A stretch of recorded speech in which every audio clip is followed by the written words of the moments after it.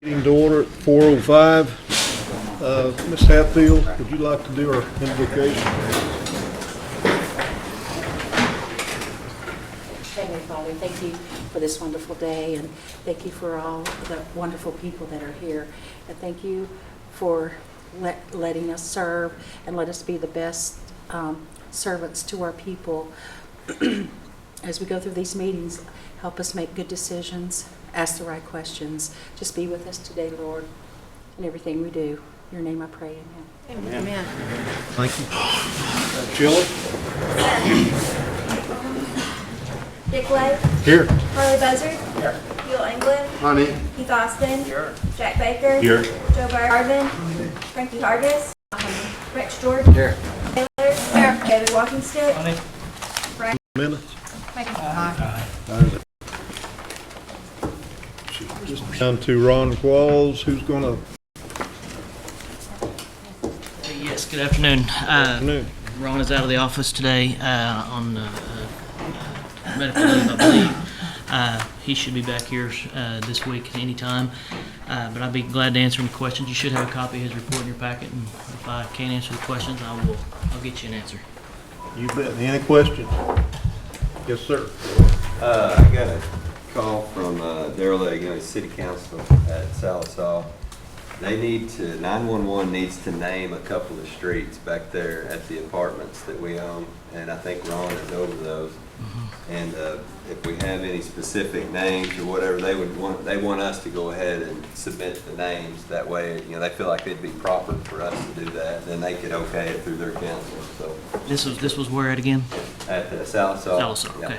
Yeah. Okay. Thank you. I'll pass that along, thank you. Harley Buzzard. Yeah, and it's not so much of a question, but it's in the Ron's department, I think, and it has to do with the cemetery policies. And I just want to bring it to the committee's attention that I've had, I think it's 2 people that takes care of cemetery, and these are older folks. I don't know, it's been a while since we've had the cemetery policies, but the policies that we were given, they had a list of things that we weren't supposed to do or you can't do. But it was brought to my attention, and I know this for a fact because Councilor Byrd had mentioned this not too long ago. The people that usually take care of the cemetery are elderly folks. Now, if you look at the policy, it has everything you can't do, and most of those things the elderly people can't do. It's like you can't buy a lawnmower. You can buy a push mower, but not a riding mower. But if you look at some of these older cemeteries, they're huge. And it'd take you a week if you did it with a push mower. I don't say they're asking to buy a riding mower, but they want those options. The other thing, you couldn't hire any labor. It's older folks. This gentleman, he's 84 years old. And he said, Harley, I would do it. He said, but we needed trees trimmed around the outer edges. And said, I can't hold the chainsaw up. So I would like to have some younger guy to come in and hire that guy and pay him to do that. So there's things in there, and I was going to ask Ron or the priest will take care of that to take a look at those policies. You know, Councilor Byrd mentioned just a meeting or so ago about the people that take care of cemetery are older people. And I know my family's in the same situation because we take care of a cemetery and they're all getting older. They're 70 and past, and they can't do some of the stuff that they really need to hire some of that people, need to give them some leniency. The other statement that he made to me that it's all supposed to be volunteers, but if we start putting all those restrictions on it, then nobody's going to volunteer to do anything. So I just want to bring it to the committee's attention to maybe start looking at these policies in the future so we can help, and the purpose was to help people take care of cemeteries. So I just want to bring that forward because I told the person that I would. So thank you, sir. You bet. Thank you. Buell? Thank you, Mr. Chairman. And to expand on that a little bit, these policies that we have put on these people that are taking care of these cemeteries, I believe we're restricting them so much that they don't want to do it anymore. They don't want to keep little bitty gas receipts. They don't want to keep an oil receipt. They don't want to keep all these little receipts. And I've mentioned this to Joe before. If we need accountability, then we need people to go out and inspect these cemeteries. If they're mowed and they're looking good, that means they're spending the money.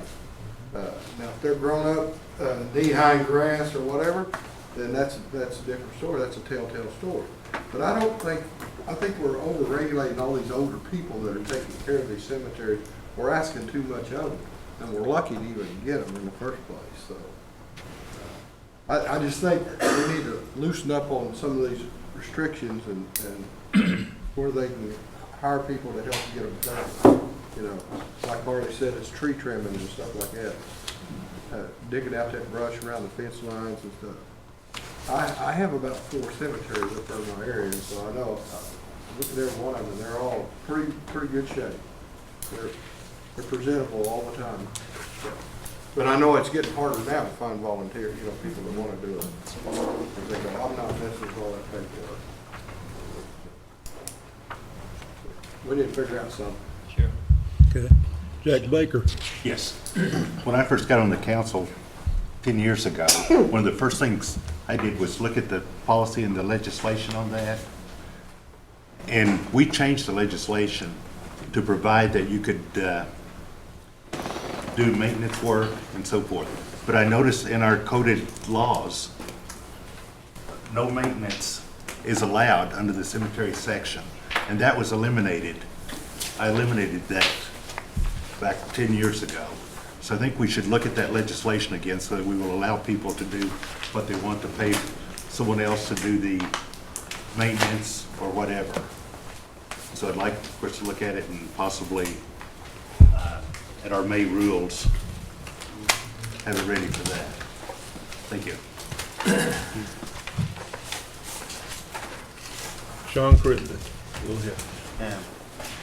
Yeah, I had a call just last week that they thought that they were able to kind of hire out some of that stuff you were talking about, and I was checking, and it wasn't so.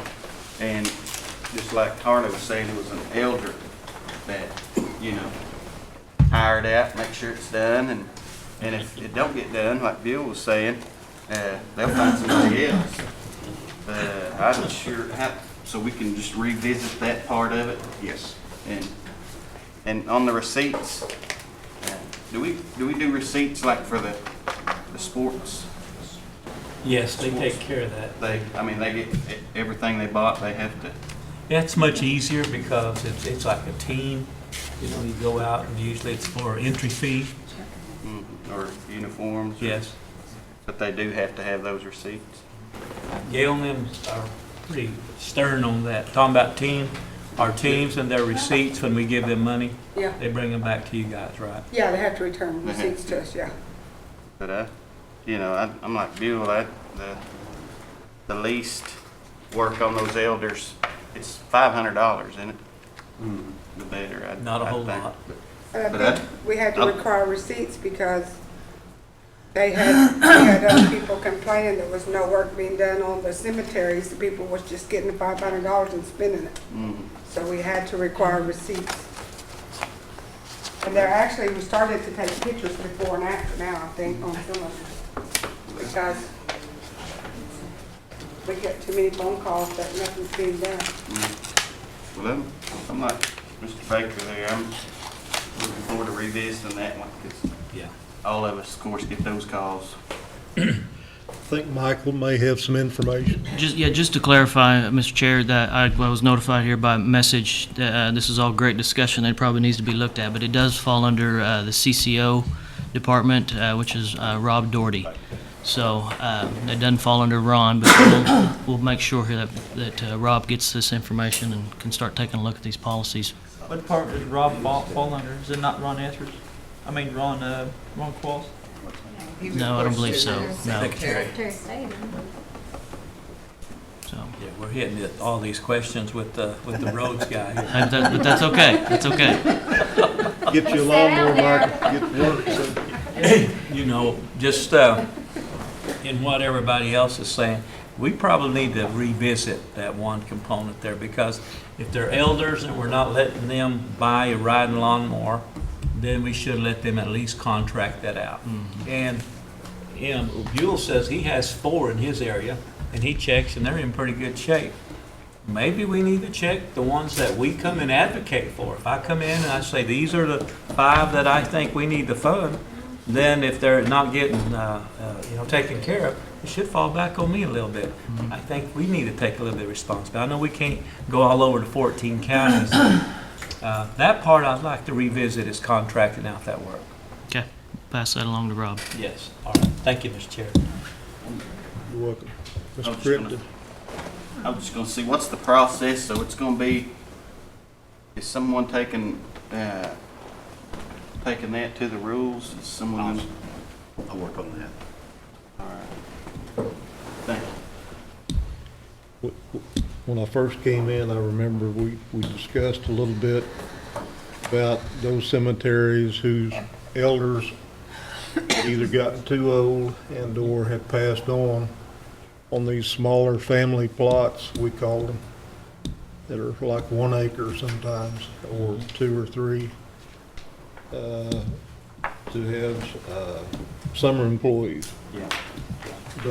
But then that begets a supervisor, begets a truck, begets, it runs into all kinds of areas that I think Rex and Joe probably have seen probably go the wrong way.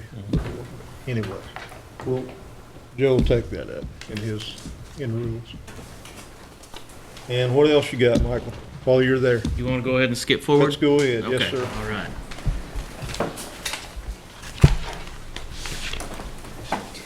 Just to update you on our construction projects and what we've got coming up in the queue for construction. Leech Kenwood Road in Delaware County. The contractor is working on box and drainage structures, hauling fill in areas that where the road bed's going to be raised. Approximately 20% completed, and at the end of March, they are behind schedule. In fact, the contract has expired on that project, and the contract is currently just under 50 days in liquidated damages. 10-killer school project, they are working towards a completion, approximately 90% complete at this time.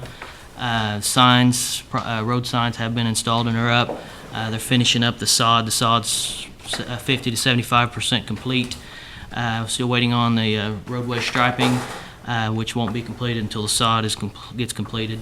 There is a pedestrian signal there at the school that we're waiting on to be powered up and get going. And then also they're doing some fence repair work along the entire job. That project is, as I've reported in past months, severely behind schedule and currently in liquidated damages. As far as design work goes, we've got Dwight Mission Road south of I-40 going out to bid in the month of April. We're looking to advertise that actually this week to get it out on the streets for people to see. We will hold a pre-bid conference April 27th and hold a bid opening on May 18th. Those are fairly concrete. They'll be official once it actually goes out on the 13th, but right now we don't anticipate those changing, but they could. Secondly, I want to mention Moonshine Road, also in Sequoyah County. We don't have exact dates set on that, but we're looking to advertise that sometime in April and also hold a bid opening on that sometime in May. So we'll have both those projects going this summer. We have a last phase of Honey Hill Road in Adair County. We are moving utilities on that project. Right now there was a little three-quarter of a mile section of the road that we didn't get to build when we first built the project, so we're going to come in and complete that. We're looking to advertise that job sometime in the month of September, which I know is a ways out. Have a bid opening in October and start construction in November. And the reason for that is because of a bat issue that we have over on that project, which is being dictated. We can't start the construction until November because of a bat issue. So we're working around that. In the Northeast Fort Gibson project, we have sent out notice to proceed letters to Lake Region so that they can begin their relocation on that project, and then we're working to get cost estimates and notice proceeds out to the remaining utility companies so that they can begin their relocation. We are still waiting on what's called a biological opinion from the U.S. Fish and Wildlife Service on the beetle that we've talked about in here before that we had. So we're waiting on one last document to come from Fish and Wildlife so that we can get full, complete clearance, on that job.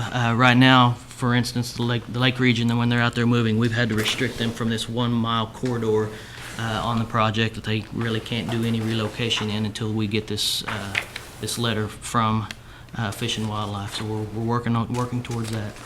And last, I want to mention the projects we've got in right-of-way status.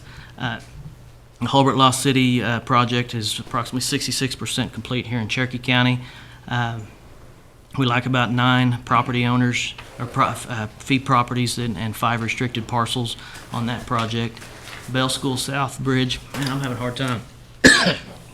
Excuse me. Bell School South Road Bridge, it's a bridge project, and then we'll come in and do an overlay of that road project there in Adair County. We're waiting on some appraisals to come in on that, and then there's a couple of parcels on there that we'll have to acquire right of way on. Kansas Dry Creek in Delaware County, we're waiting on appraisals to come back on that one. Approximately 20 parcels, and we'll start with acquisition on that project. And then White Oak Road in Craig County, we're waiting on PSO and NEO Electric documents to come back on that project, and then we will be able to start utility relocation there. So, Mr. Chair, that is what I have to report. That may be all I can talk, I don't know. You run out of air? I guess so. Okay. Any questions? Just the Welland Road, Sorry? the Welland Road. I need to get back in discussion with the commissioner on that. I know it's a priority of yours among others that I've talked to out there. He still wants to get it fixed. We haven't paid him the final payment on that project. Once he gets it fixed, I've talked to him about it in the past. Once he gets it fixed, he knows when everybody's satisfied, we'll get him paid. But I know he wanted to get back on it when the warm weather hit, and we're getting there outside now. Okay, all right, thank you, Mike. Yes. All right. And Sean? Michael, could you get me directions to that Moonshine Road? But I wanted to thank you for what we've been working on in the Smith edition. But I got your emails about the landowners, so I'm gonna visit with them Yes. and get back to you, but I appreciate you. Okay. You bet. I was just about to start putting out some directions there. Yes. I ain't saying nothing. I know. Any other questions? Thank you, Michael. Thank you. Marcia Lamb, we'll go back to you. You're at the top, like always. Well, I started to say I was back there playing checkers with Frankie, but we were trying to keep somebody in their home, so Well, good. we were both tending to business. That's a good thing. I don't really have anything new to report. If I'm glad to answer any questions I can. Any questions? Yes, ma'am, go ahead. I just have one. I sent an email this morning regarding a family that's got some serious issues. Yeah. And haven't had a response on that, so just want to be sure that it was seen. And, Okay. okay, I thank will. you. That's all I have, Chair. Okay. Anyone else? Good report. Thank you. Thanks for keeping folks in their houses. Mr. Cooper?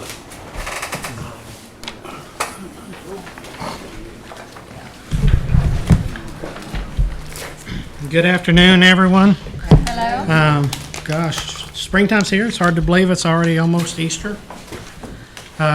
We hopefully might find out after Easter what Congress decides to do as far as this year's NAHOSTA funding.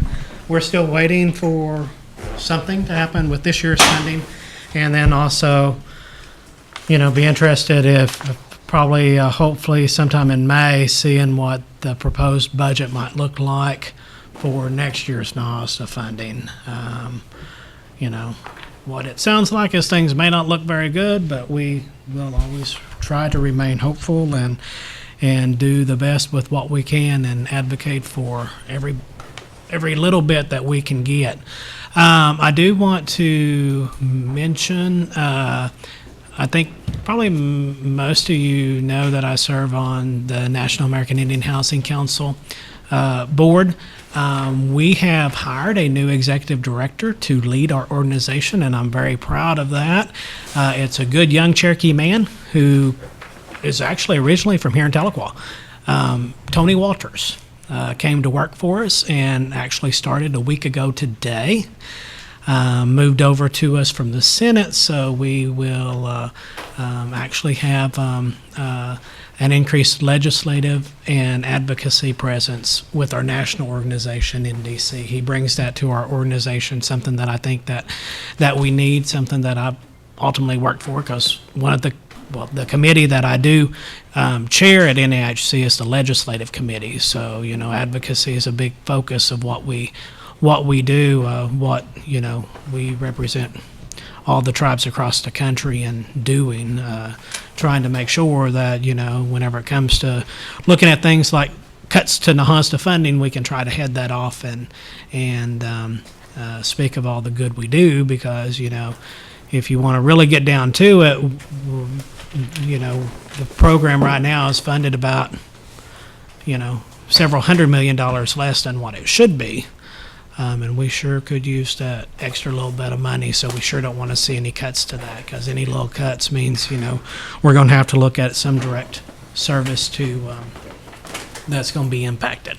So I think with that, I think that's probably pretty much all I have. Y'all have the report in front of you. If you have any questions, I'll be happy to answer those. I am happy to report that we do have are finally starting to get some response for our HUD-VASH program, which is the Homeless Veterans Program. We actually have one veteran housed, one that I am that I know is housed, a couple more that are close to being housed, and then hopefully, working on getting a few referrals back from the VA. It was a long, slow process, but it's finally getting there. And we're actually starting to see some of the folks that we refer over to the VA, actually those referrals coming back to us to say, here you go, now you can house these folks.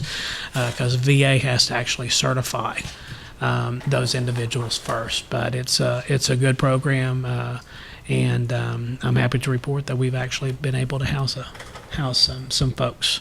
So we still have some spots available. If anyone knows of any veterans who might need assistance, let me know. I believe we sent out flyers to you before with the contact information to the VA, but I can certainly get that information out to whomever might need it, because we'll do whatever we can to get them to the right folks, so they can try to get some assistance. Okay. Any questions? And Tony Walters, he's going to do what for you now? No, it's for the National American Indian Housing Council. Not for us, but he works for the National American Indian Housing Council. He's the new executive director for that organization. That's the person they've been looking for a while. Yes, yeah. We've had ED there, and whenever she came on board, she wasn't planning on staying for a long time. But she was able to help us out and do what we needed to do, and now we are kind of ready to change gears and move in a different direction. And they advocate for not just us, but also all Indian housing agencies across the country. Okay, thank you. Appreciate it. Thank y'all. Commerce?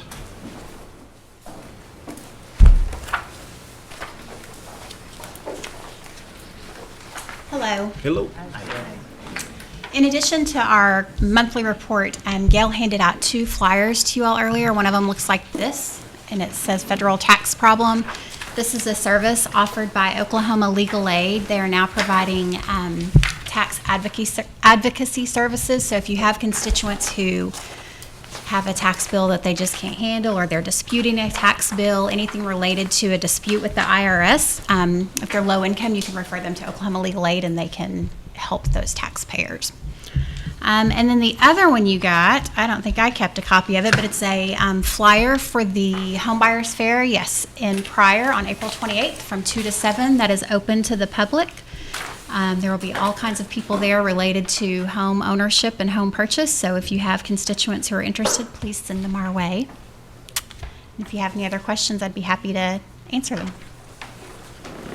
Janice?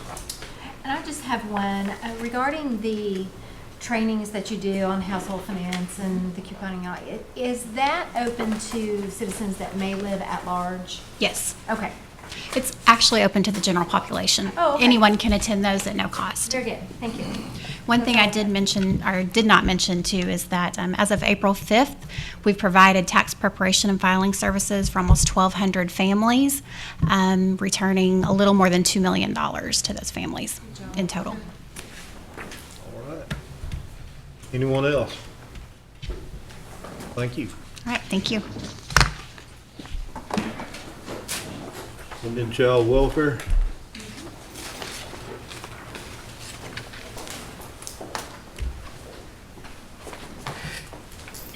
How are you guys? Good.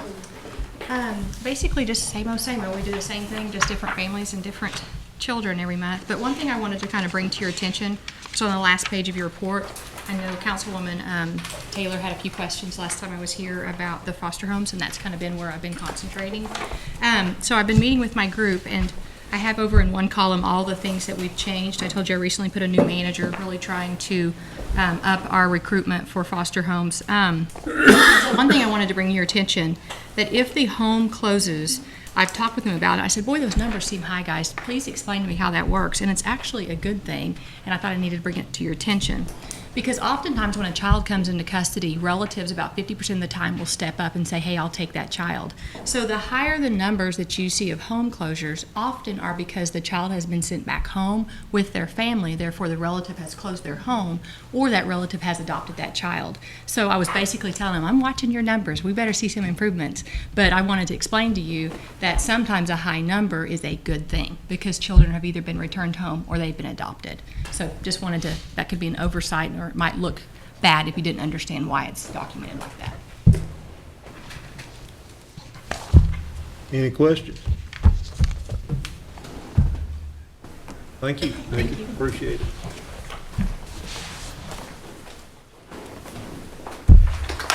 Old business. Councilor Walkenstick, I believe, has gone to a meeting. Do I hear, would somebody advise me to table that? Table. Thank you. move the table. Jack, do I have to vote on that? Yes. All in favor, say aye. Aye. Okay, new business, Don Garvin.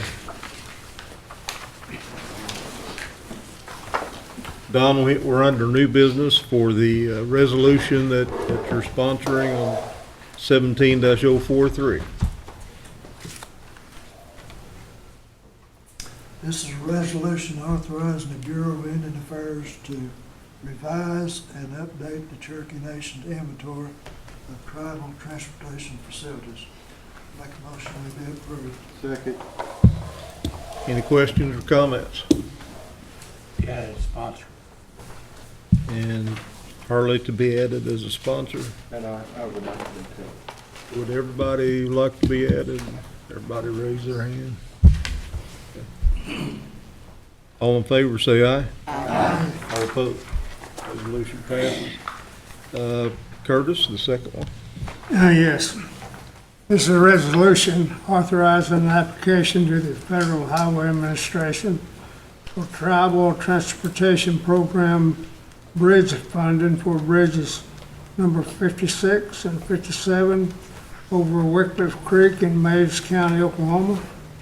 And I'll put that in form of a motion. Second. Shelley, did any of these need to go over tonight? I don't know the answer to that. No, nobody said. Yes, please. They do? Yes. Okay. Both of them if possible. Both of them? Okay, let's go ahead and do this one then. And we need to send it over for tonight, Curtis? Yes. Send this over. Who's the second on that? Me. Okay. Any comments or questions? Had a sponsor. Added as sponsor, I think we're all on there. Shelley? All in favor, say aye. Aye. Opposed? And to go over tonight, let's go back to number one. I make a motion to go to full council tonight. Second. All in favor of that? Aye.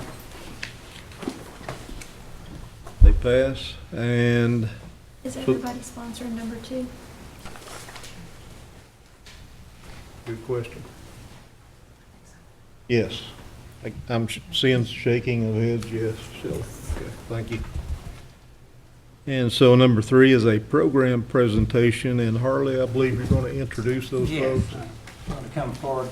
These are the people that we talked about last meeting to make a present for the 211 system that's throughout Oklahoma, and I think they're based out of Tulsa. And I would like to introduce Tim Biles and Donnie House.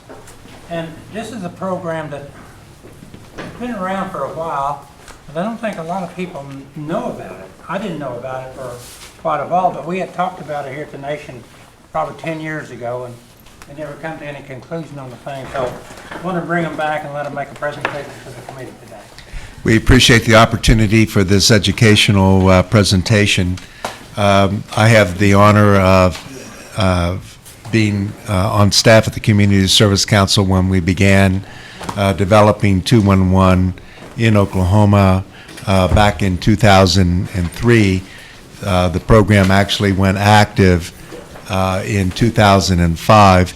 It is basically a easy way for every Oklahoman to find, locate, and begin to use health and human services. I was interested to hear some of the dialogue of your other presenters, and those are services, housing, child care, foster care that people may want to contact and locate in their communities. 211 is the way to do that. The number 211 is important because we did start out strictly as a call center, a 24-hour, 7-day-a-week number to call. And it has grown, particularly in the last few years, to also being on an online search tool that many people begin to use. And if you are like me, you probably have text on at least one occasion today. People are increasingly using 211 as a way to contact us. Texting is the new way, and Donnie is going to lead a discussion on that.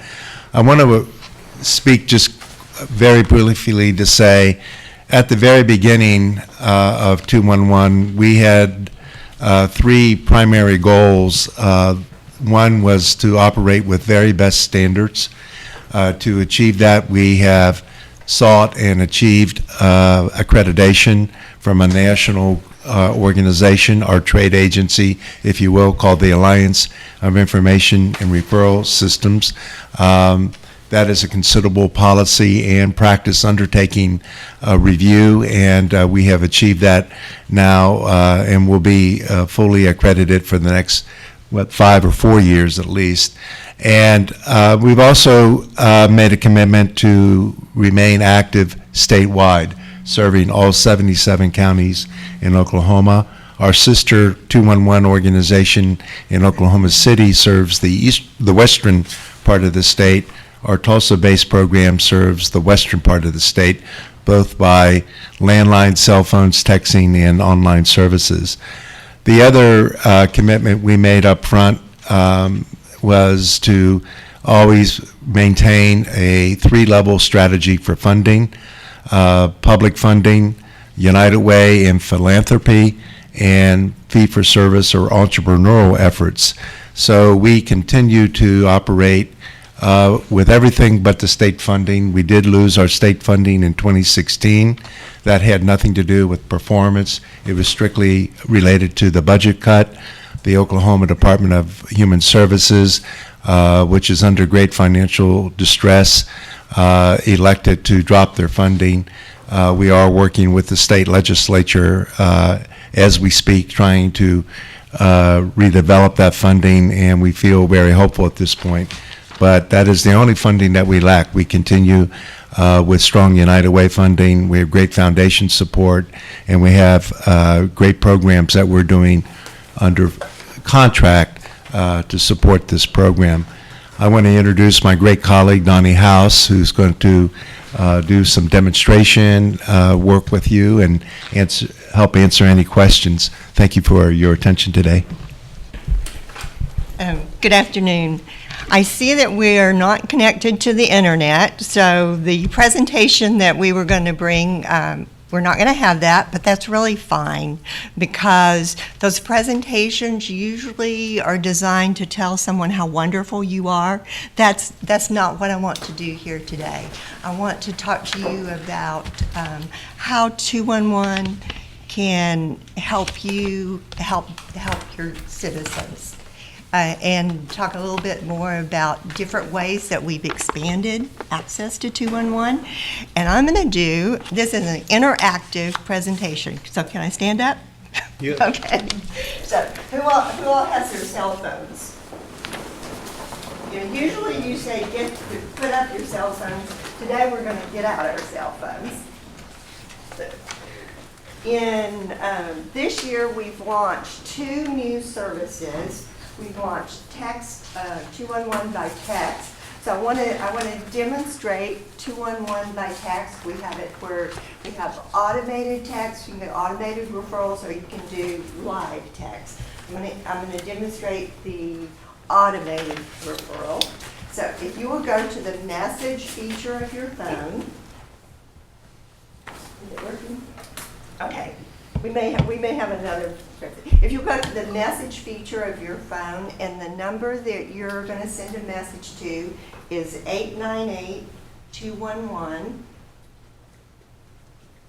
That's easy to remember because 898 stands for text, TXT. So it's text 211. And then the message you're going to send is 211 OK.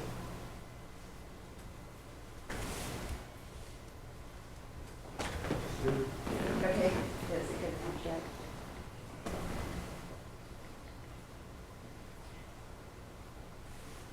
I think he's gonna get our presentation here for us in a minute too. So, has anyone received a message back? This may result in charges. What? This may result in charges. Oh, it says, oh, yeah. Oh, yeah. Yeah, we don't pay for your cell minutes. So whoever has it back, can you read? I did. Okay. I got 211 on demand.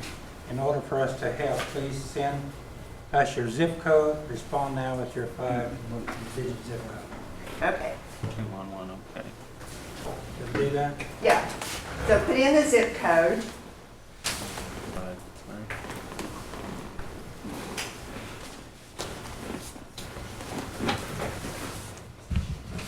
Yeah, I was going to have my other presentation going while we're doing this, but we'll just.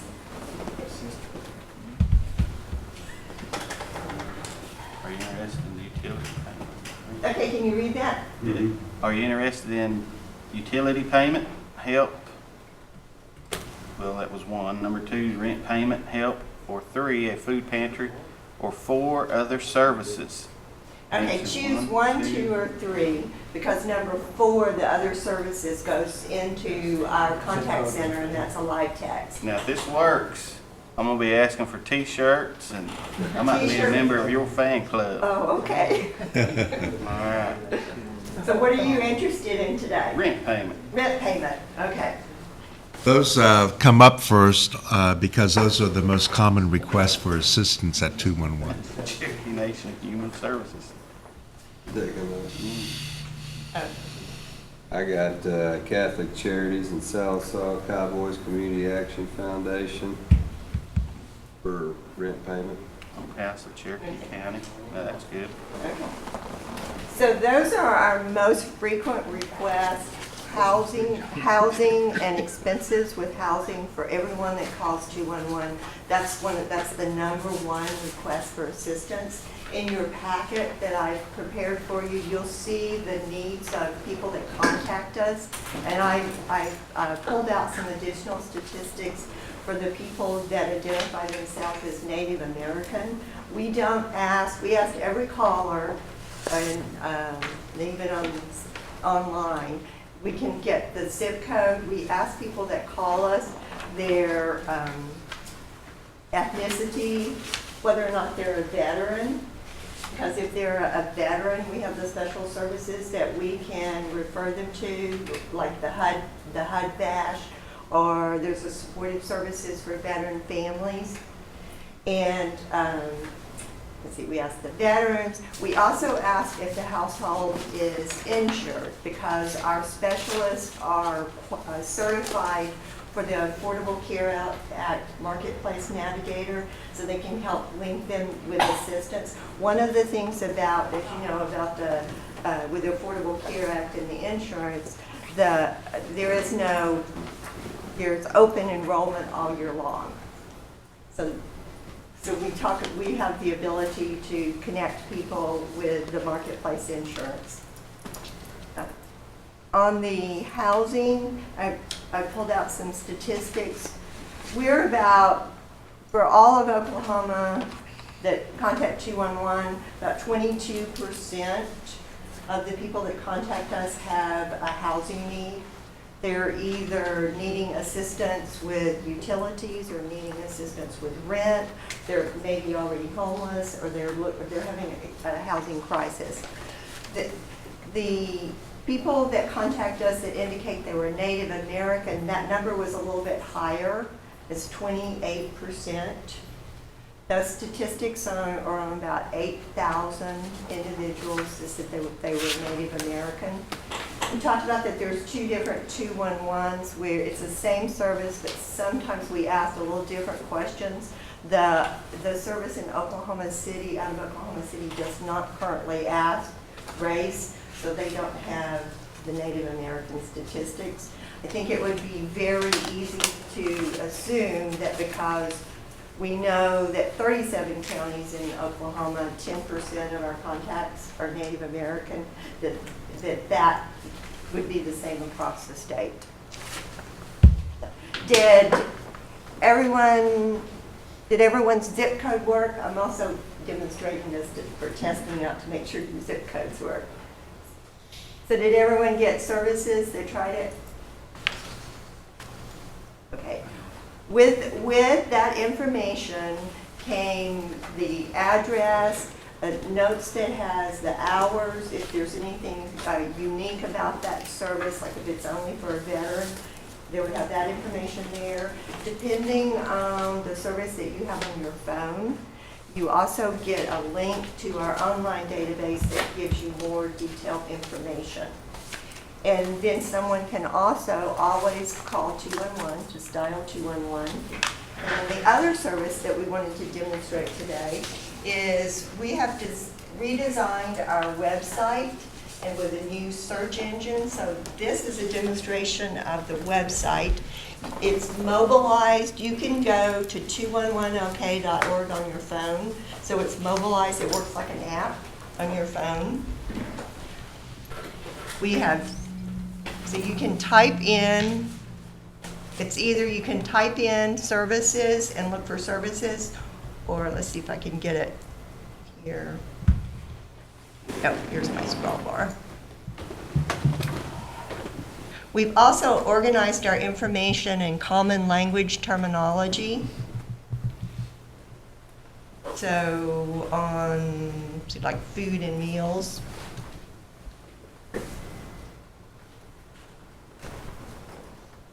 Let's see if it's going to work here. Okay. Okay, so that was food and meals, and then the next is you can select a subcategory. This database is linked into the services for all 77 counties. So our default is statewide. And to find, it's what's called location aware. So if you just do services near me, and if this internet, okay, it asked it to allow.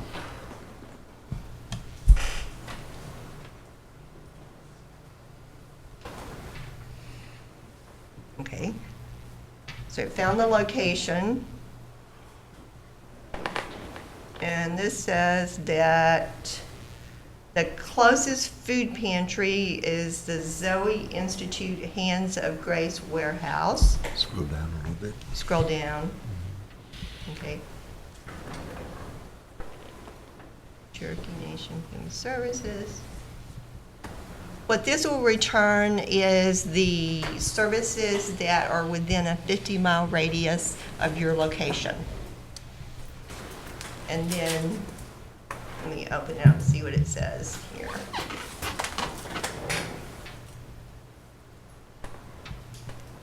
So there's, excuse me, also more detail on the information when you open, there's a map, and then all the detail on the eligibility, the service description, how to apply. And of course, the Cherokee Nation one has that you must have the CDIB card. As some of the other services that were mentioned earlier, some of these services, it does require the CDIB card, but if it's available to the general public, we have that information in here also.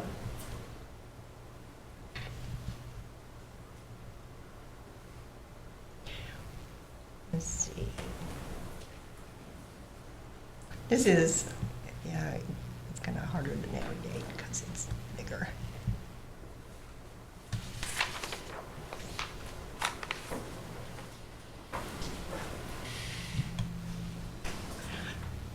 What we're finding is that for people needing services, the text is really popular. We first started our marketing campaign the first of last month, and we received, we went from like about 10 or 12 texts where people had not heard about it to almost 500 texts the first week that this is out there. So text is the way we receive information is changing. Text is really beneficial for people that are looking for services. This online application is helpful for case managers, for people that are trying to get people linked, the case managers and staff that are getting people linked up with services. I would want to add that we continue to encourage calls, though, because as you might imagine, many of the conditions that people bring to a program like 211 are quite complicated. One might need assistance with utility bill, but also be experiencing domestic violence or need for child care or other kind of services, employment assistance. And it's through dialogue that often you discover those things. So the option is always there for the texting consumer or website consumer. Contact 211 24 hours a day by telephone. And I think that is sort of how we're trying to round up both the way consumers, people seek help, but also that need they have for more dialogue to actually access it. Sir? Yeah. Would you guys mind coming to some of our community meetings and doing something similar like this? Is that something you guys do? Sure. Sure. Yeah. Yeah. The opening comment with not very many people know about 211 is really not a reflection of our desire to communicate. It really has more to do with our funding challenges at the moment. It's very hard for us to be mobile, but I can tell you when we started 211, we actually had a staff member living in Tahlequah who worked very diligently with the Cherokee Nation to populate our Health and Human Service database. We'd want to do more of that. That's our goal, and we would love to step in that community. We currently have about 600 individual services that are tagged with Native American. In your packets, I pulled some information, the agencies that we make referrals to for people that are Native American, so you can see that. And then also a list of the tribes and the nation services. Of course, the Cherokee Nation services are like one of our top referrals. Any other questions? Oh, the other thing is there's a card in your packet. We will we brought some cards if you want to take some cards to distribute, or you can contact us and we can send them to you. Speaker, go ahead. Yes, it sounds like you work with some of our Cherokee Nation programs, correct? Yes. You know what we might do to get the message out, because this is, in addition to what we do, we could put your program in our Cherokee Phoenix if it hasn't already been done, and let our people know that there is other ways to accommodate with these agencies there that can meet some of the services that we cannot provide. Right. In a timely manner. We can't always get to our people, as quick as we need to. And sometimes you guys can probably get, we can just support each other, I guess is what I'm trying to say. We would appreciate that, and we do have a way of now, we just added a new staff position to our parent organization that I think can help us develop that relationship with the Phoenix. So if, is there a contact person we should reach out to there, or how should we begin that process? Kanan, could you be that contact person? Absolutely. Yeah, Kanan Duncan, he's in our Okay. government relations. Where is the majority of your funding? Where does that come from? Today, I would say it's coming from the Tulsa area United Way. We lost $300,000 last year and $100,000 the year before from the state of Oklahoma. We're trying to restore that funding. I don't know that we'll get back to that level this year, but we're certainly giving it a good try. We also get good support from different foundations, the Flint Family Foundation, Zero Family Foundation, George Kaiser Family Foundation. We also do contracts. Donnie mentioned that we ask every caller about the military history of the household. That's done under contract with a VA grant. So we've mixed our funding, but historically it's been mostly private foundations, the United Way, and state funding. Okay. Thank you, Mr. Chair. Okay, you're welcome. I have Any one- other comments or questions? I just got a comment. If you look on this, almost the second sheet or fourth sheet, the number one thing on there is food meals. Now, the number one is utility assistance, and that's where we have a lot of our calls for utility assistance from our local area. The other one is housing, and we all know what housing is to us here. So there's other ways that the referrals can be made if we can't get to it here at Cherokee Nation. So this is another resource that I felt like that could benefit for us to know that's around here. And it's just ironic that those top three are what we face almost on a day-to-day basis here at the Nation. Speaking as a senior member of the staff, I can say that is a historic problem that's linked back to our state's challenges with poverty and low wages and limited health care. I just want to close with one thing. On the 211ok.org, there's a way to contact us and give us any information. There's a feedback. It's called feedback. We're going to change it to say contact. There's a feedback form. It's really simple.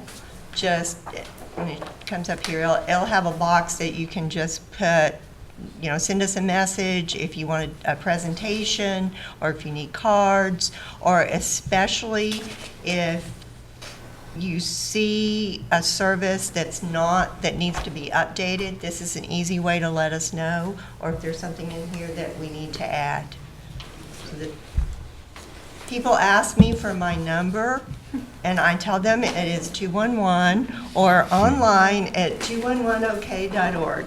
You can get a hold of me that way. So, thank you very much. Okay, thank you. I just want to thank you, Harley. That's one of the best presentations I've heard. Thank you. Thank you guys for coming. Thank you very much. And the next meeting is tentatively scheduled for Monday, May 15th at 4 p.m. Any announcements? Yes, you have a few snacks back there, council members. All right, few snacks. Motion, do I have a second? All in favor, say aye. Aye.